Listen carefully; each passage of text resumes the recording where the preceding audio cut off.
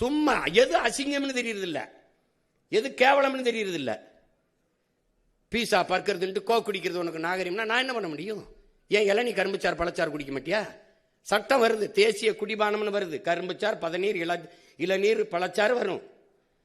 சமூகம் கெட்டு கிடக்க பேச மாதிரி. நீ பழச்சாறு கடையில் எங்க கூட்டம் இருக்கு, சாராய கடையில் எவ்வளவு கூட்டம் இருக்கு, நூலகத்தில் எவ்வளவு கூட்டம் இருக்கு, திரையரங்கில் எவ்வளவு கூட்டம் இருக்கு, கால் செருப்பு கண்ணாடி குளிரூட்டப்பட்ட அறையில் இருக்கு, காய்கறி தெருவில் கிடக்குது. இதை மாற்றணுங்கிற, அதுக்கு தான் தலைகீழ் மாற்றம்னு சொல்றேன். புரட்சி என்பது தலைகீழ் மாற்றம்ங்கிறேன். சும்மா போட்டு பேசிட்டு இருக்கான் சீமா, ரொம்ப நாளா பேசிட்டு இருக்கான்னு. நீ வாய்ப்பு தரல, சரிதான் ஆண்டுட்டி. ஐயா ஸ்டாலின் ஆட்சியில் 5 வருஷம் வாழ்ந்துட்டேன், இந்த ஐயா எடப்பாடி 4 வருஷம் ஆண்டுட்டேன். ஒரு தடவை கொடுத்து பாரு, நல்லானே வெரைட்டி அடி, கல்லெடுத்து கூட எரி, சிலுவையில் கூட அற, ஒரு தடவை கூடு. அப்ப தெரியுமில்ல அது கற்பனையா இல்லை அது நிஜமான உனக்கு தெரியும், உண்மையானு தெரியும். எவ்வளவு திறமை இருந்தாலும் வாய்ப்பு இல்லைன்னா எப்படி வெளியில் தெரியும்? நானும் 15 வருஷமா கத்துறேன், இதுக்கு மேலே கத்தவே முடியாத அளவுக்கு கத்திட்டேன்.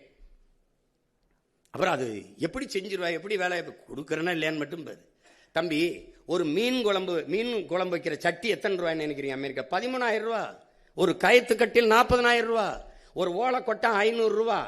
ஜப்பான்ல வாங்குறான், அரபு நாடுகள்ல இருந்து, ஜப்பான், சீனால இருந்து போகுது. சந்தை பொருளாதாரம் எங்க இருக்குன்னு தெரியல. திடீர்னு தக்காளி வர ஏறினவன என்ன பாடுபட்டிய தக்காளி வித்தே ஒருத்தன் பல லட்சம் ரூபா கொண்டு வந்துட்டான்றான். தக்காளி நான் கத்திரி கிடந்தான். அப்புறம் வெங்காயம் தான். அப்பெல்லாம் எனக்கு சிரிப்பா வரும். என்னவோ ஒண்ணு உங்களுக்கு இது என்ன பண்றது? சரி போங்க. இனிமே நாங்க சொல்லணும், போலிகளை கண்டு ஏமாறாதீர்கள், எங்களுக்கு வேற எங்கும் கிளைகள் இல்லை அப்படின்னு பேசணும் போல இருக்கு.